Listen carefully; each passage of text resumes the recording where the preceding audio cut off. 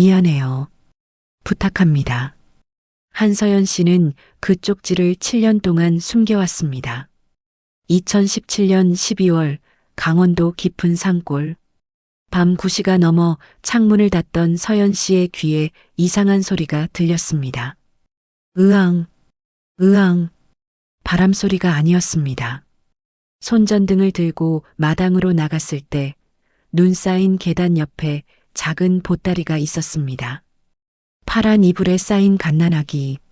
얼굴이 파랗게 질려 있었습니다. 서연 씨는 아기를 안고 급히 집 안으로 들어갔습니다. 난로 앞에 앉아 아기를 품에 안았습니다. 체온이 거의 느껴지지 않았습니다. 제발, 제발 살아줘. 1시간을 그렇게 안고 있었습니다. 아기가 천천히 숨을 쉬기 시작했습니다. 그때 서연 씨는 아기 옷에 꽂힌 쪽지를 발견했습니다. 미안해요.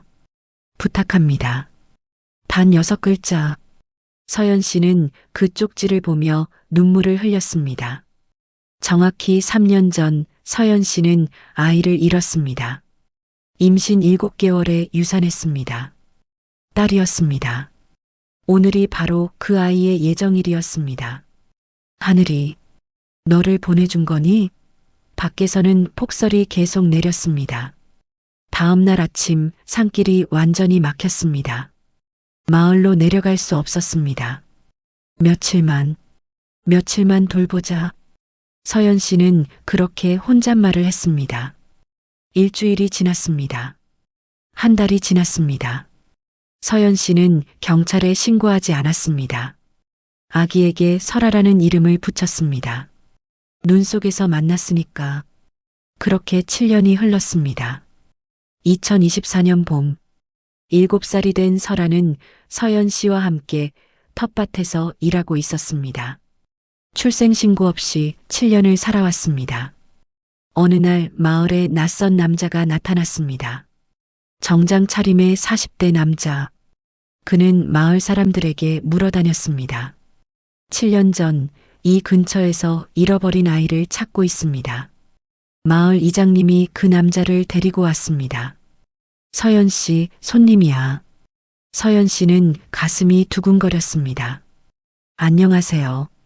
강민준이라고 합니다. 남자가 명함을 내밀었습니다. 탐정이었습니다. 7년 전 이 근처에서 유기된 아이에 대해 조사하고 있습니다. 의뢰인이 당시 출산 직후 정신적 충격으로 아이를 어딘가에 두고 왔다고 합니다. 그게 저랑 무슨 상관이 있죠?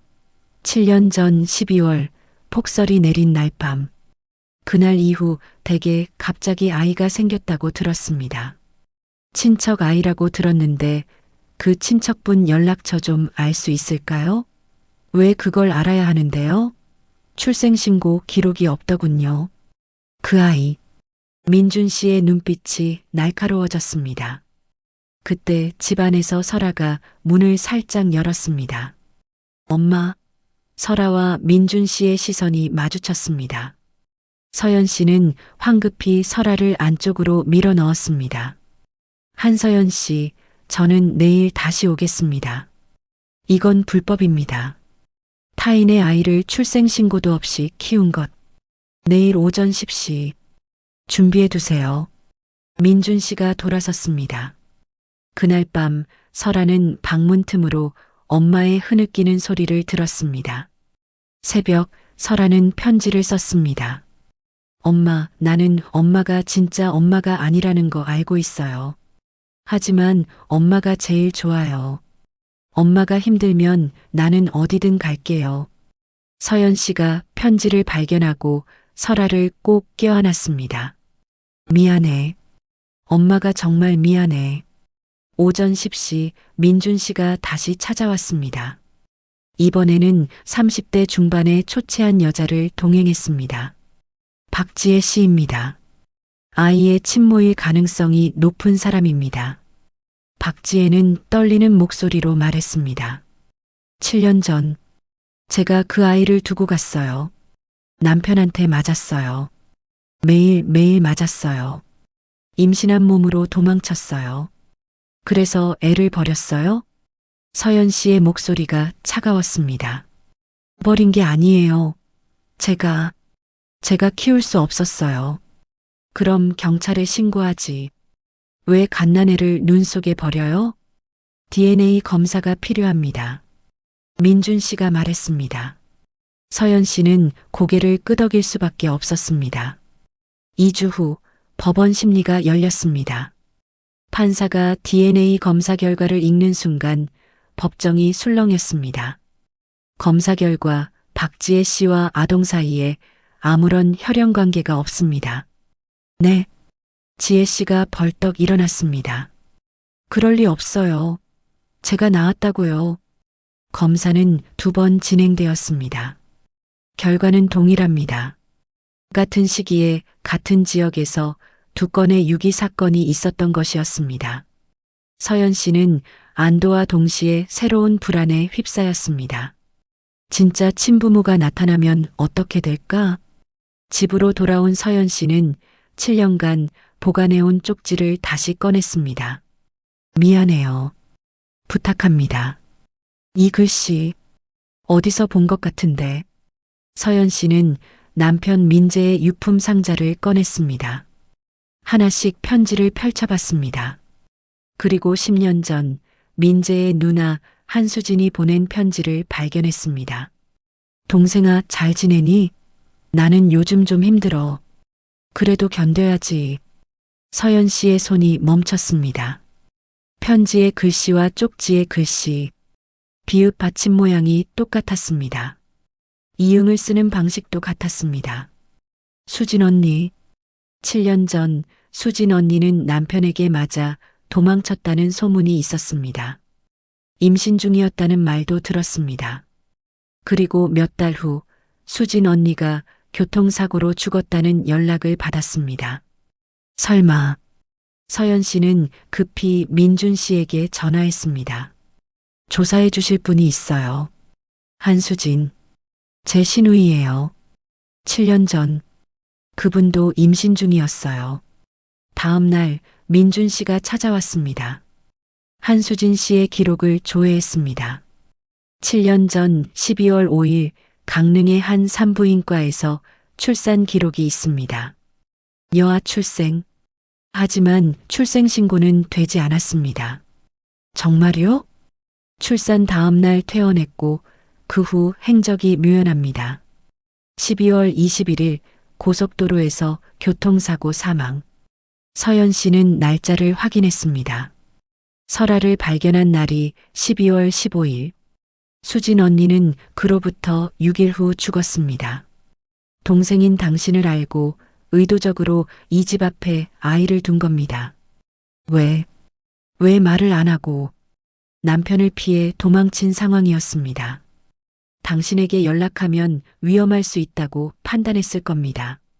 DNA 검사가 필요합니다. 한수진 씨의 혈연을 확인해야 합니다. 어떻게요? 언니는 이미 유족이 있습니까? 남편이요. 오태식이라고. 민준 씨의 표정이 굳었습니다. 오태식? 폭력 전과 산범입니다. 일주일 후 민준 씨가 전화했습니다. 오태식 씨가 알았습니다. 누군가 그에게 제보한 것 같습니다. 그가 지금 당신 집으로 가고 있습니다. 30분 후 검은색 차 한 대가 멈춰 섰습니다. 40대 중반의 다부진 남자가 내렸습니다. 문을 쾅쾅 두드렸습니다. 한서연, 나와. 내 딸 내놔.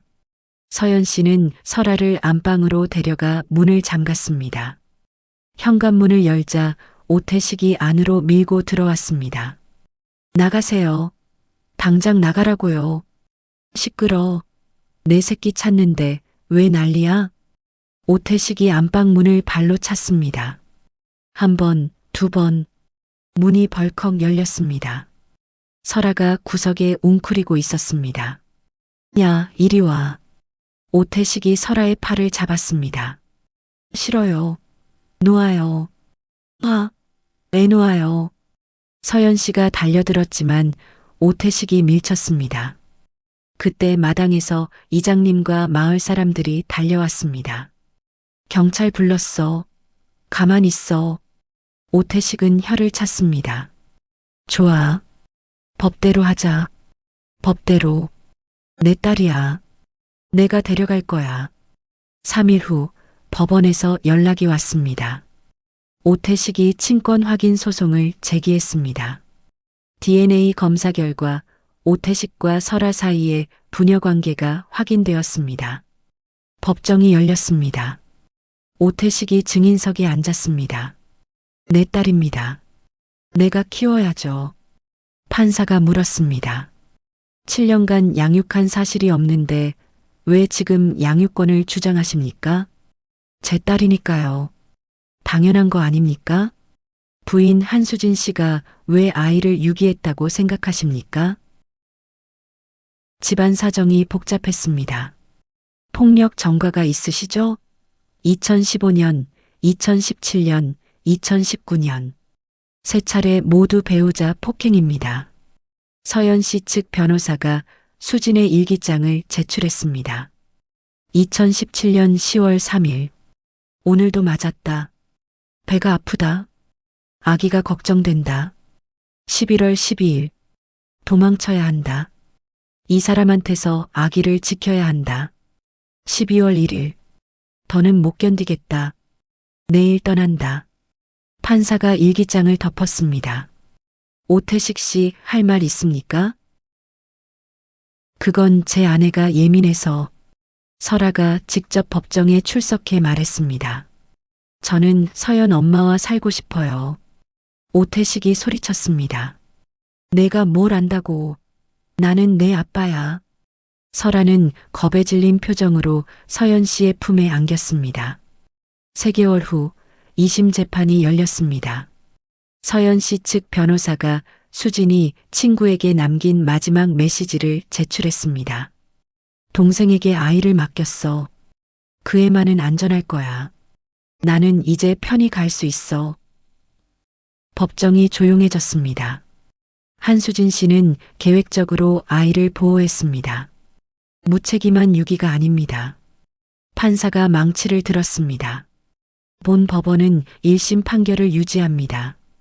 양육권은 한서연 씨에게 있으며 오태식 씨의 친권은 제한합니다. 면접권도 당분간 불허합니다. 망치가 내려쳤습니다. 내 딸인데, 내 딸이라고. 오태식이 소리쳤지만 경비들이 끌어냈습니다. 2025년 3월, 서연 씨와 설아는 산골집을 정리하고 작은 도시로 이사 준비를 하고 있었습니다. 마을 사람들이 작별 인사를 하러 왔습니다. 서연 씨는 정식으로 간호사 일자리를 구했고 설아는 드디어 초등학교에 입학하게 되었습니다. 이사 짐을 정리하던 중 서연 씨는 7년 전 일기를 발견했습니다. 오늘 눈 속에서 기적을 만났다. 혹시 이것이 하늘이 준 2번째 기회일까? 설아는 새 교복을 입어보며 신이 나서 빙글빙글 돌았습니다. 마지막으로 산책을 나갔습니다. 그날 밤 서연 씨와 설아는 마당에 앉아 하늘을 봤습니다. 엄마, 나 학교 갈 수 있어? 응. 다음 달에 입학할 거야. 야호. 나 학교 간다. 서연 씨는 설아를 보며 미소 지었습니다. 수진 언니, 고마워요. 언니가 날 믿어줘서 고마워요. 설아 잘 키울게요. 약속할게요. 바람이 불었습니다. 마치 대답하는 것 같았습니다. 별 하나가 유난히 밝게 빛나고 있었습니다. 두 사람은 손을 맞잡고 새로운 시작을 향해 걸어갔습니다. 7년간의 숨겨진 시간은 끝났지만 진짜 가족으로서의 시간은 이제 막 시작되고 있었습니다. 봄눈은 그들의 새로운 여정을 축복하듯 부드럽게 내리고 있었습니다.